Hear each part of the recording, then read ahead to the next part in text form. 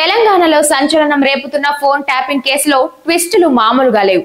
ప్రధానంగా ఎవరు ఏ phone tap చేయాలనుకున్నా టెలికాం సంస్థలకు లేఖ రాసి వారి నుంచి పర్మిషన్స్ తీసుకోవాలి. తర్వాత నెంబర్లను టెలికాం కంపెనీలకు పంపించడం ద్వారా ట్యాప్ చేసేందుకు అవకాశం ఉంది. అసలు ట్యాపింగ్ చేసేందుకు అప్పటి అధికారి ప్రభాకర్ రావు టెలికాం కంపెనీలకు చెప్పిన విషయం ఏంటనేది తెలిసింది. రాష్ట్రంలో మావోయిస్టులకు సహకరించేవారు పెరిగారు. దీనిపై బీఆర్ఎస్ ప్రభుత్వం సీరియస్ గా ఉంది.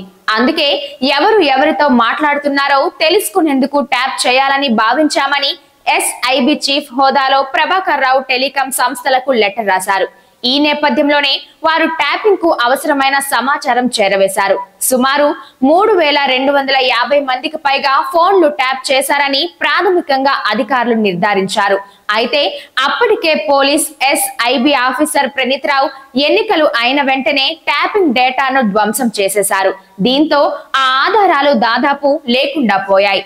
అయితే ఈ మెయిల్ వీళ్లను పట్టించింది.